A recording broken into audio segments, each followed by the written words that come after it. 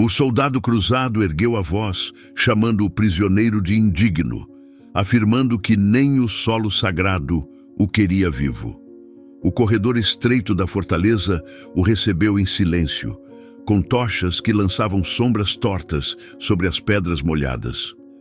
Ele encostou as mãos nas correntes presas à parede fria, sentindo o ferro impregnado de crostas antigas. No chão, entre poeira e sangue seco, repousava uma tábua marcada com o símbolo gravado da Ordem Cruzada, queimado a fogo, lembrando o destino de quem ousava resistir. Antes de continuar, se inscreva no canal e deixe um joinha no vídeo. A planície ainda guardava vestígios de uma calma frágil, como se o vento tivesse esquecido de avisar que a marcha cruzada já avançava pelos vales próximos. O céu turvo deixava a luz cair de forma desigual sobre a terra revolvida, expondo marcas recentes de deslocamento militar. A vegetação baixa permanecia dobrada na direção do caminho por onde os cavaleiros haviam passado horas antes. Os resquícios de um acampamento inimigo abandonado surgiam espalhados, com mantos rasgados, restos de couro queimado e tigelas de barro quebradas. A poeira fina pairava sobre tudo, anunciando a interrupção definitiva da rotina que antes existia ali. O protagonista caminhava lentamente entre os objetos deixados, notando a ausência de vozes e de pássaros. O silêncio produzia uma pressão quase física nas bordas do espaço, comprimindo a distância entre cada poste erguido para sustentar antigas bandeiras que não estavam mais ali. O terreno apresentava uma mistura de pó, caminhos irregulares e marcas profundas de sapatos e cascos, mostrando o deslocamento rápido de tropas que haviam levado homens e provisões. Em pontos específicos, a terra ainda guardava manchas escuras que revelavam combates curtos e violentos, indicando a queda repentina de soldados inimigos antes mesmo da retirada. Entre as ruínas improvisadas das tendas, pedaços de madeira endurecida pelo calor do sol expunham cortes irregulares feitos às pressas. A fragilidade daquela estrutura faltosa demonstrava a pressa de quem percebeu tarde demais a aproximação do inimigo. Próximo a uma fogueira apagada, montes de cinzas ainda conservavam fragmentos de ervas e fibras queimadas, sinal de rituais apressados para fortalecer o espírito antes da batalha que nunca veio. No centro do espaço, um suporte de ferro torto sustentava o que restava de um caldeirão rachado pelo impacto de armas pesadas. O protagonista inclinava o corpo para examinar pequenas cunhas de pedra espalhadas ao redor de uma vala rasa. Ali, ossos leves e quebradiços se misturavam ao solo, indicando o descarte rápido de corpos ou animais usados como provisão durante a fuga. Cada detalhe revelava a interrupção brusca de um cotidiano militar, transformando aquele ponto em um retrato silencioso do medo que antecedeu a captura de inúmeros combatentes. O cheiro distante de gordura queimada ainda persistia, impregnado nas fibras do chão seco. Ao alcançar o limite do antigo acampamento, a visão do horizonte mostrava torres de madeira erguendo-se como sentinelas distantes. A estrutura simples, apoiada em troncos irregulares, servia como posto de observação da Ordem Cruzada. A aproximação inevitável daquele domínio deixava clara a ruptura entre a paz anterior e o ciclo de punições que governaria cada passo dali em diante. A aproximação do exército cruzado alterava a respiração do próprio terreno. A superfície endurecida pelas passagens sucessivas de cascos e armaduras formava uma faixa irregular de terra comprimida que avançava desde o horizonte até o coração do vale. O som de passos pesados surgia como uma vibração constante, crescendo de forma cadenciada, enquanto colunas inteiras de guerreiros se moviam sem desvio. As bandeiras triangulares tremulavam sob o vento áspero, exibindo cruzes vermelhas manchadas pelo desgaste de longas campanhas. A entrada das tropas naquele território substituía qualquer vestígio de rotina por uma presença avassaladora, estabelecida por fileiras impecavelmente ordenadas. O protagonista observava de longe a linha escura que se aproximava. Cada cavaleiro avançava com lanças inclinadas, com o ferro reluzindo em tons sujos pela fuligem acumulada durante as marchas anteriores. A poeira erguida pelos animais criava uma nuvem densa que envolvia todo o conjunto, tornando as figuras ainda mais imponentes. O som das placas metálicas roçando entre si preenchia o ar, acompanhando o ritmo dos escudos que batiam contra as coxas de madeira dos montes de suprimentos carregados por ajudantes. A formação era tão compacta que o vale inteiro parecia comprimido pela simples presença daqueles homens. Conforme o exército se aproximava do antigo acampamento inimigo, os primeiros cruzados desciam dos cavalos para inspecionar o terreno. A madeira queimada das fogueiras era revirada com pontas de lanças, lançando nuvens de cinza que se misturavam ao vento seco. Alguns guerreiros empurravam restos de tendas caídas com o pé, expondo marcas de cortes, manchas escuras e fibras endurecidas por fuligem. Um grupo erguia postes improvisados para delimitar a área onde seriam guardados os prisioneiros, criando um espaço restrito com troncos fincados de maneira firme no solo. A movimentação organizada deixava evidente o domínio absoluto sobre cada palmo daquele lugar. A presença constante de monges guerreiros circulando entre as fileiras reforçava o caráter religioso da ocupação. Eles carregavam tábuas de madeira com inscrições entalhadas, aproximando-as das ruínas abandonadas como se buscassem sinais de profanação. Quando encontravam objetos pertencentes aos inimigos, recolhiam-nos de forma metódica, colocando tudo em cestas reforçadas com tiras de couro. Ao atravessar a fronteira do antigo acampamento, o protagonista percebia a transformação física do espaço. A poeira, antes clara, tornava-se escura pela passagem repetida de botas pesadas. Fragmentos de ossos eram empurrados para as laterais, pelos cruzados que delimitavam corredores para a circulação. Cada estaca cravada no chão marcava o início do novo domínio, onde qualquer símbolo remanescente do antigo exército seria substituído pelo ícone da ordem invasora. O vale, antes silencioso, agora ressoava com o impacto contínuo de trabalho, marcha e preparação. Os prisioneiros eram trazidos em grupos irregulares, empurrados por lanças e guiados por cordas ásperas amarradas aos pulsos. O terreno, endurecido pela marcha recente, se convertia em corredor obrigatório para aqueles corpos exaustos. As fileiras adversárias capturadas chegavam lentamente, formando um amontoado silencioso sob o olhar atento dos cavaleiros posicionados ao redor. A poeira levantada pelo deslocamento grudava na pele marcada por hematomas, criando uma camada espessa que ocultava ferimentos antigos e recentes. Os passos arrastados deixavam trilhas curtas e desordenadas que se sobrepunham às marcas dos cascos cruzados, criando um desenho confuso de submissão imposta. O protagonista se misturava ao grupo, movendo o corpo com dificuldade enquanto seguia o fluxo imposto pelos guardas. A luz irregular das tochas iluminava parcialmente os rostos abatidos, expondo cortes secos, cicatrizes longas e manchas profundas de sujeira acumulada após dias de fuga e combate.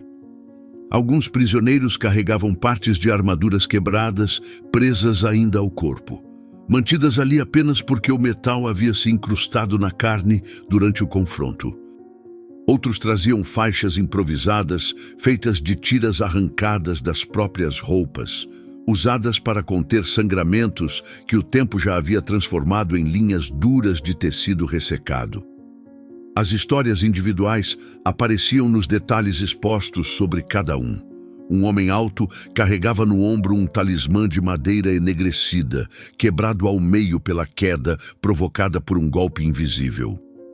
Uma mulher debilitada arrastava uma sacola de linho rasgada, onde restos de ervas esmagadas se misturavam a filetes secos de lama, testemunhando sua antiga função como auxiliar de curandeiros.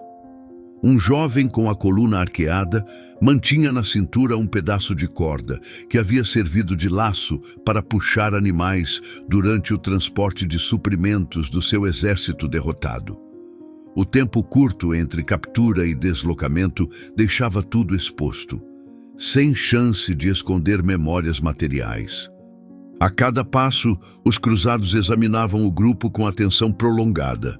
Eles se fixavam em marcas nos braços, cicatrizes de açoites inimigos, tatuagens rituais ou sinais de unidades militares semelhantes. Os prisioneiros eram empurrados para áreas específicas conforme esses traços eram identificados. A madeira utilizada para criar novas divisões no acampamento rangia quando recebia o peso dos postes, delimitando setores destinados aos diferentes grupos capturados. A separação era rápida, executada com a mesma precisão das marchas do exército invasor.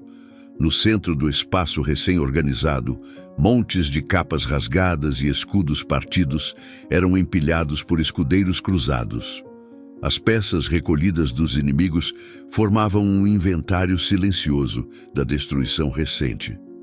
Os prisioneiros observavam o crescimento dessas pilhas enquanto eram guiados para dentro de cercados improvisados, onde o chão de terra solta já guardava marcas profundas deixadas pelos primeiros capturados.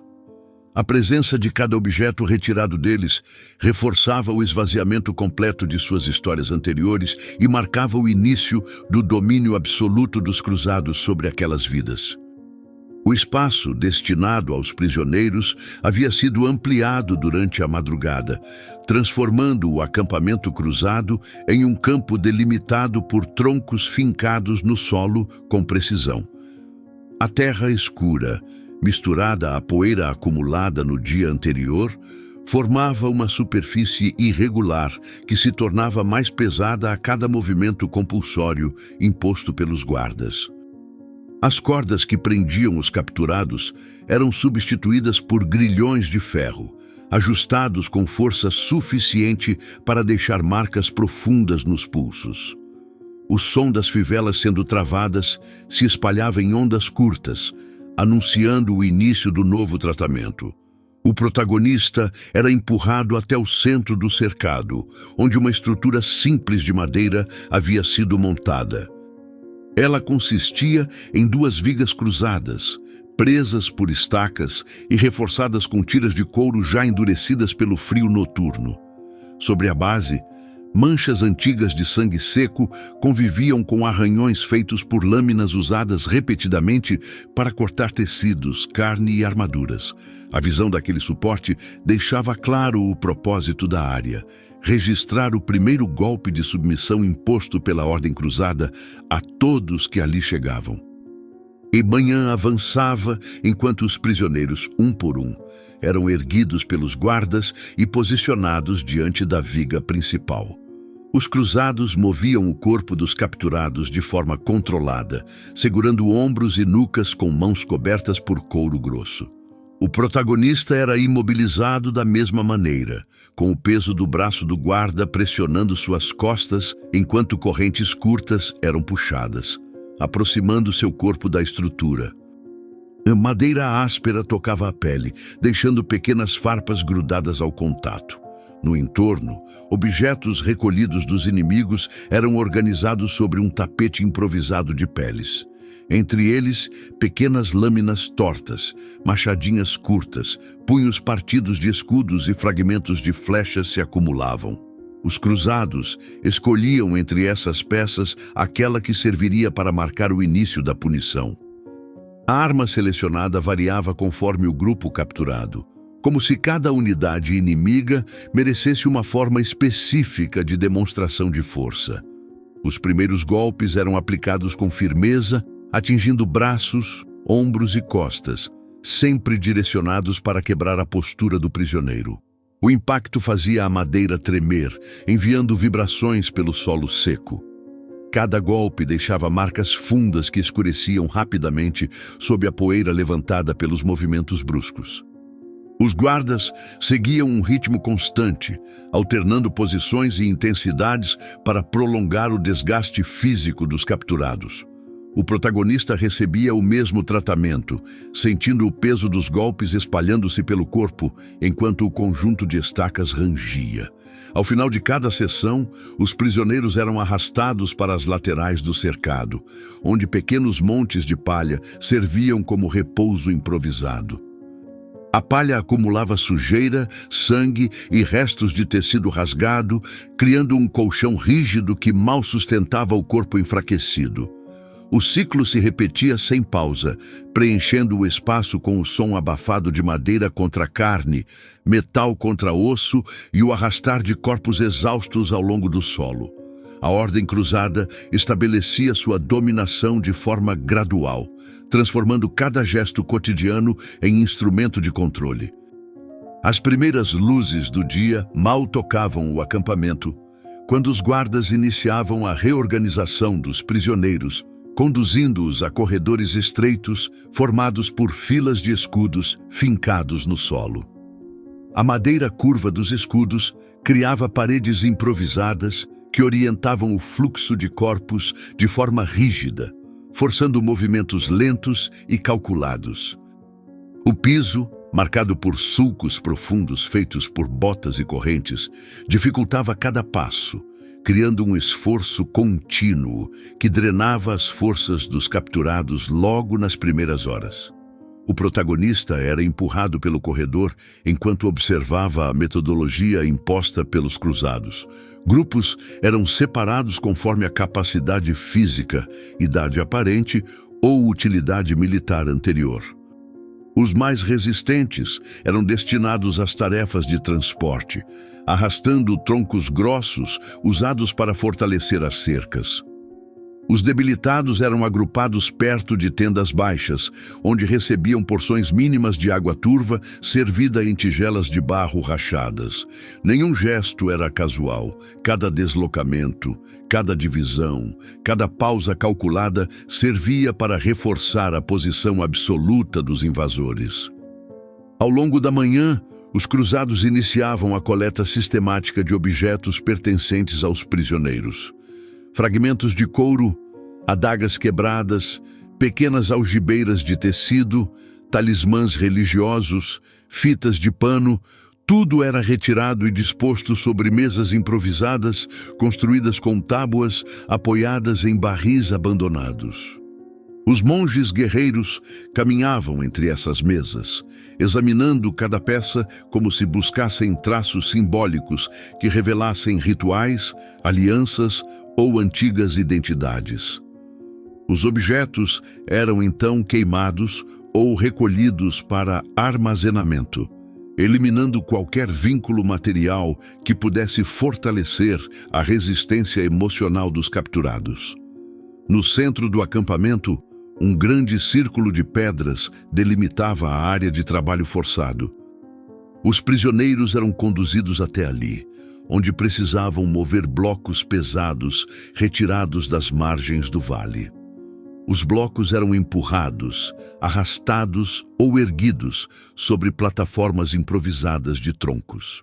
O esforço prolongado fazia os músculos tremerem e os joelhos dobrarem. Mas os guardas mantinham o ritmo com toques constantes de lanças rombas na madeira ou no solo. A repetição do movimento tornava-se um método silencioso de quebrar o vigor de cada um, reduzindo-os gradualmente ao cansaço contínuo. Perto da entrada principal do acampamento, um conjunto de postes recebia inscrições entalhadas pelos cruzados. Cada marca representava um grupo capturado, um combate vencido ou um ritual imposto. Os prisioneiros eram forçados a passar diante desses postes ao final do dia, observando as marcas que registravam sua própria submissão. O protagonista também passava por ali, aproximando o corpo cansado das linhas recém-esculpidas. As bordas irregulares do entalhe brilhavam sob a luz fraca das tochas, revelando a intenção clara de transformar o medo em ferramenta permanente. Nenhuma ordem era gritada. Nada era dito. A opressão avançava pelo acampamento com a constância de um ciclo natural imposto, lento e deliberado, convertendo cada gesto em lembrança da força absoluta que governava aquele território. A madrugada ainda envolvia o acampamento quando os prisioneiros foram retirados dos cercados e organizados em fileiras longas, presas por correntes grossas que ligavam pulsos e tornozelos. A névoa rasteira ocultava parte do terreno, criando um ambiente úmido onde cada respiração encontrava resistência no ar pesado. Os guardas cruzados movimentavam-se entre as fileiras com passos firmes, empurrando corpos exaustos para ajustar a cadência da marcha que se iniciaria. As correntes eram erguidas e puxadas para criar tensão uniforme, produzindo um arrastar metálico contínuo que se tornaria o som dominante da jornada. O protagonista avançava lentamente junto ao grupo, sentindo o peso da ligação imposta pelo ferro. A marcha seguia por um caminho estreito, formado por trilhas antigas, agora marcadas por buracos e raízes expostas. A passagem irregular obrigava cada corpo a adaptar o movimento para evitar quedas que afetariam toda a fileira. O atrito das correntes contra a pele criava linhas vermelhas que se aprofundavam a cada passo. O solo úmido impregnava os pés de lama escura, dificultando o ritmo e ampliando o desgaste da travessia. Os cruzados mantinham a progressão com pequenas intervenções físicas. Bastões de madeira atingiam suavemente ombros ou costas para ajustar a formação. Em alguns pontos da estrada, montes de pedras delimitavam trechos onde a marcha se tornava forçada, exigindo passos mais largos para cruzar valas estreitas criadas pela erosão. O som de botas cruzadas misturava-se ao impacto das correntes contra o chão, criando uma trilha sonora de desgaste prolongado. À medida que o sol começava a surgir, a coluna atravessava áreas de vegetação rarefeita, onde troncos caídos indicavam confrontos antigos. Alguns troncos apresentavam cortes profundos feitos por lâminas pesadas. Outros exibiam manchas escuras que o tempo não havia apagado. A paisagem revelava o percurso de exércitos anteriores, criando um contraste entre o silêncio atual e a violência que havia marcado aquele solo. O grupo caminhava entre esses sinais, passando por flechas quebradas, pedaços de couro endurecido e restos de tendas que se desintegravam ao toque do vento. Em determinado ponto da jornada, uma subida acentuada obrigava o grupo inteiro a inclinar o corpo para frente. A inclinação do terreno, combinada ao peso das correntes, fazia a formação balançar de maneira irregular. Os prisioneiros respiravam com dificuldade enquanto o ferro pressionava pulsos e tornozelos. Os guardas reforçavam o ritmo empurrando as últimas fileiras, acelerando a marcha até alcançar o topo da elevação. Lá, um conjunto de estacas marcava a passagem para uma área usada como ponto de triagem.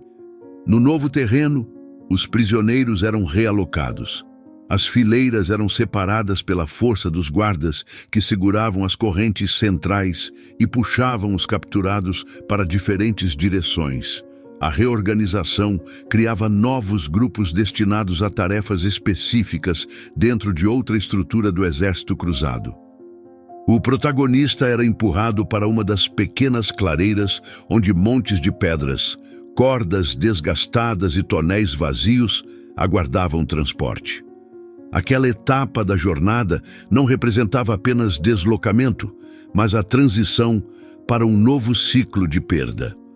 O novo acampamento cruzado foi erguido sobre uma encosta irregular, marcada por sulcos profundos feitos pelas rodas de carroças anteriores.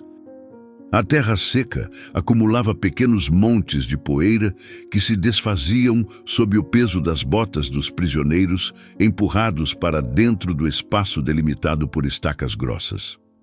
A área principal havia sido dividida em círculos concêntricos, cada um marcado por linhas de pedras dispostas de maneira simétrica.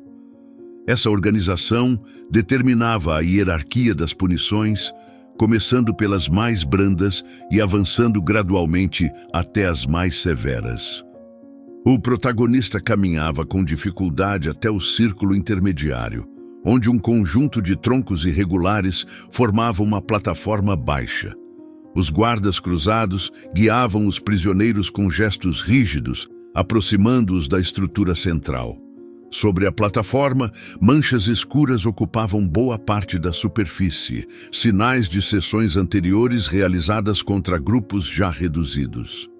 Fragmentos de tecido endurecido, tiras de couro rompidas e pequenas lascas de madeira revelavam a intensidade das punições.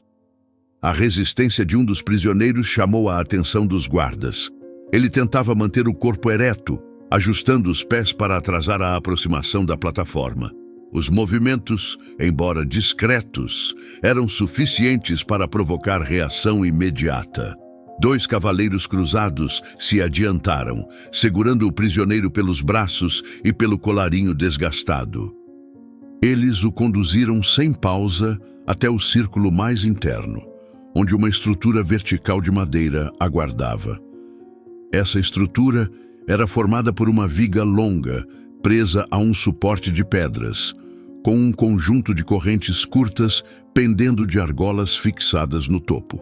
O prisioneiro foi preso ali, com as correntes apertadas ao redor dos pulsos e tornozelos.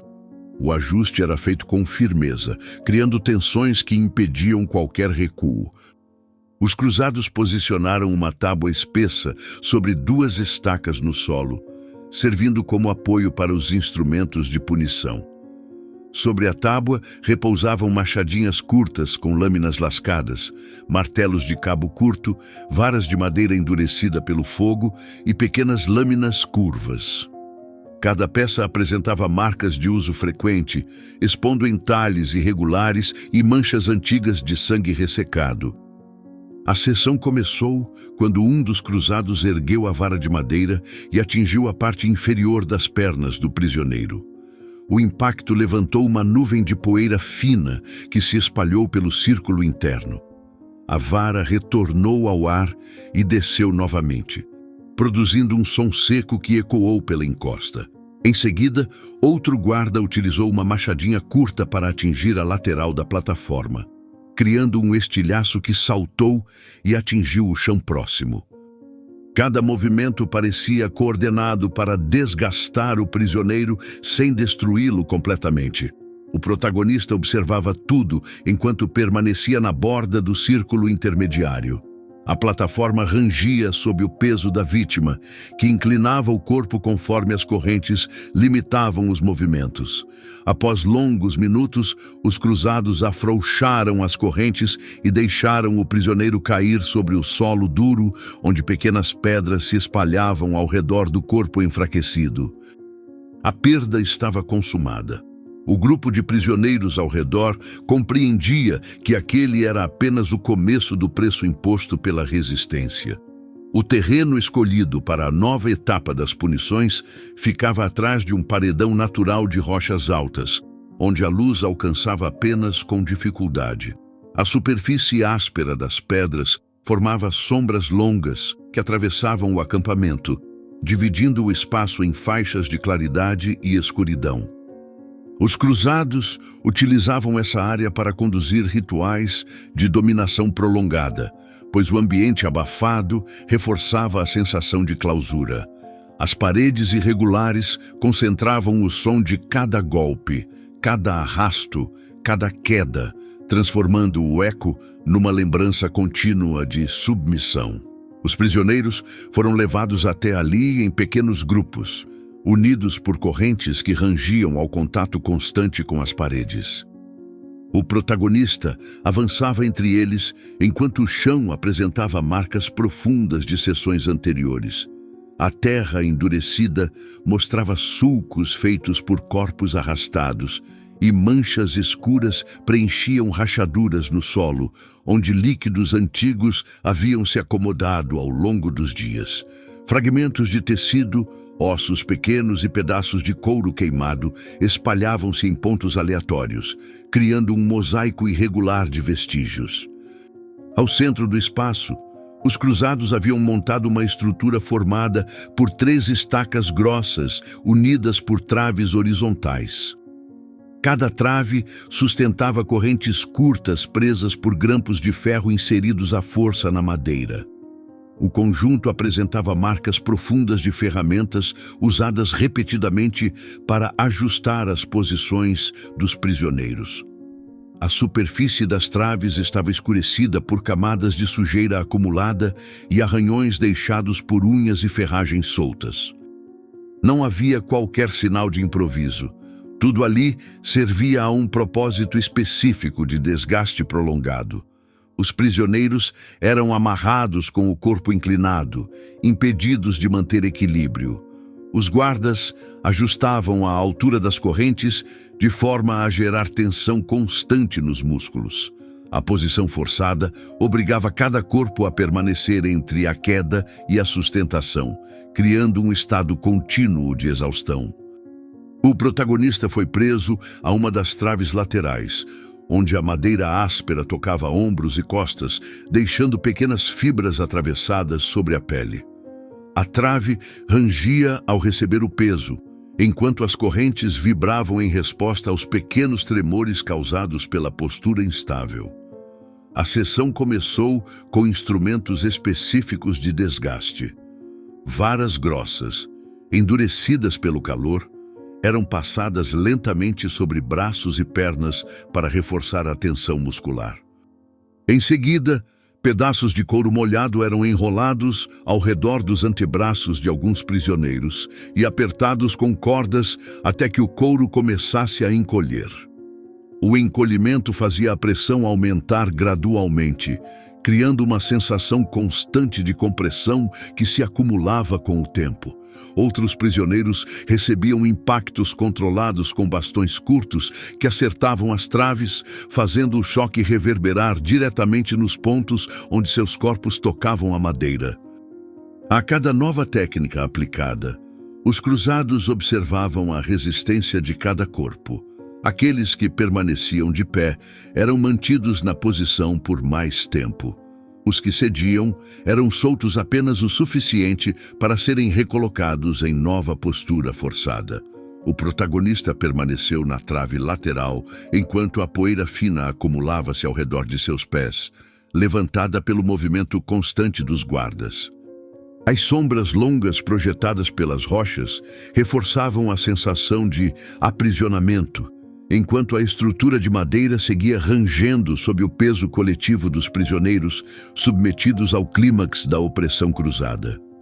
Quando o acampamento finalmente silenciou, restou apenas o eco distante do rangido das traves e o leve tilintar das correntes ainda presas às mãos e tornozelos dos prisioneiros exaustos. O sol se punha atrás das rochas altas, projetando longas sombras sobre a terra marcada. Cada sulco, cada mancha de sangue ressecado, cada fragmento de madeira ou tecido rasgado, contava a história silenciosa das sessões anteriores. Entre esses vestígios surgia a percepção clara de que a dominação não se limitava à força física. Cada gesto, cada postura forçada, cada objeto recolhido havia moldado uma memória coletiva de submissão.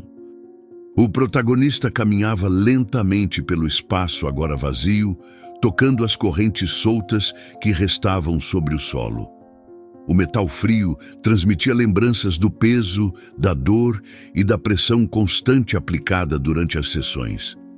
Próximo a um tronco rachado, fragmentos de ossos misturados à terra indicavam a perda daqueles que não resistiram. As marcas nos troncos e no solo formavam um mapa silencioso de resistência, fracasso e sobrevivência, revelando padrões nos quais cada ação dos cruzados buscava corroer a vontade dos capturados. Entre os escombros do acampamento, um símbolo gravado na pedra se destacou. Era uma cruz entalhada profundamente, com traços irregulares que indicavam urgência, quase pavor. O protagonista tocou levemente o relevo, sentindo a aspereza e o frio do corte. A inscrição parecia emitir uma mensagem sem palavras. A fé que justificava o poder, a violência que se escondia sob rituais, a totalidade de um domínio que transformava homens em meros instrumentos de devoção e controle. Pelo ar, pairava um cheiro residual de cinza, terra e ferro oxidado. Pequenos fragmentos de madeira queimadas e couro endurecido indicavam o uso constante de objetos para reforçar a opressão. O chão apresentava ainda sinais de trincheiras improvisadas, pequenas valas abertas durante a organização do acampamento, onde restos de pertences e corpos eram depositados. Cada detalhe reforçava a compreensão de que o espaço havia sido cuidadosamente preparado para quebrar não apenas corpos, mas o espírito, deixando rastros claros de quem resistira e quem sucumbira. O protagonista passou por cada vestígio, tocando fragmentos de ferramentas, pedaços de corda e restos de tecido. Cada objeto recolhido e cada marca na terra revelavam uma narrativa silenciosa de sofrimento e adaptação. Entre os corredores estreitos formados por estacas e traves, o contato físico com a madeira e o ferro lembrava a intensidade da opressão. Cada passo reforçava o peso da memória. Aqueles que sobreviveram carregariam para sempre as cicatrizes do controle absoluto, enquanto a história dos que pereceram permanecia inscrita na própria paisagem. Aos poucos, o silêncio se tornou quase absoluto. Restava apenas a percepção da ordem cruzada sobre o território, agora representada por símbolos, marcas e objetos que contavam a violência sistemática. O protagonista caminhava sozinho entre essas lembranças, descobrindo que, mesmo após o caos, a voz do passado persistia nos vestígios deixados para trás. Cada sombra, cada sulco, cada fragmento de madeira se transformava em testemunho silencioso da brutalidade e do controle imposto, revelando a verdadeira dimensão do poder que havia se estabelecido ali. O campo antes ocupado pelos cruzados começava a desmanchar sob o peso do abandono. A poeira, acumulada durante dias de marcha e punição, se assentava sobre estacas cortadas e correntes largadas no chão. As traves de madeira usadas nas seções foram deixadas de lado, inclinadas ou partidas, como carcaças inúteis após o cumprimento de sua função. Os guardas haviam partido ao amanhecer, levando consigo apenas os prisioneiros selecionados para transporte, deixando para trás os corpos exaustos, os mortos e os que já não conseguiam seguir. O protagonista permanecia entre os restos do acampamento, movendo-se lentamente sobre um solo marcado pela repetição da dor. As pedras, antes dispostas em círculos perfeitos, haviam sido deslocadas pelos ventos e pelos corpos arrastados, formando desenhos aleatórios que mais pareciam sinais do que havia acontecido ali. Restos de cordas, pedaços de couro queimado e fragmentos de ossos pequenos formavam um novo tipo de altar, não religioso, mas histórico. Um altar à brutalidade que havia dominado aquele espaço. Entre as sombras projetadas pelas rochas, ainda intactas, surgiam manchas mais recentes, feitas por mãos sobreviventes que marcaram símbolos simples nas paredes. Um risco vertical, um traço cruzado, um círculo cortado ao meio. Nenhum tinha significado litúrgico. Todos falavam de lembrança. Eram registros brutos de quem não podia mais falar, mas ainda precisava existir. Ao tocar esses entalhes, o protagonista reconhecia não uma linguagem, mas uma presença. As vítimas haviam deixado mensagens que não seriam ouvidas, mas não poderiam ser apagadas. No centro do campo, onde antes as punições mais severas aconteciam, repousava agora uma pilha de objetos recolhidos. Ferragens dobradas, pedaços de ferramentas partidas, restos de mantos rasgados e estacas quebradas. O protagonista se aproximou, retirando do topo um fragmento de madeira marcada por entalhes diagonais. Ao tocá-lo, sentiu a textura áspera e irregular, deixada por dedos que gravaram com pressa, no limite da força. Aquela madeira não era apenas resto, era documento, era cicatriz feita matéria. Aos poucos, o vento carregava a poeira e desmanchava os últimos traços visíveis do domínio cruzado. Mas o campo não esquecia. Cada marca no solo, cada trave rachada, cada símbolo na pedra compunha a memória coletiva da opressão vivida. A brutalidade se transformava em legado não por escolha, mas por ausência. Ausência de justiça, de redenção, de escuta. O protagonista permaneceu em pé por mais alguns instantes, cercado pelos sinais de um passado que se recusava a morrer. Ele sabia que dali não sairia um herói, nem uma história de vitória, mas um aviso. O que os cruzados fizeram ali não foi apenas castigo, foi fundação. E como toda fundação, deixou raízes que ainda sangravam sob a terra, mesmo depois da partida dos soldados.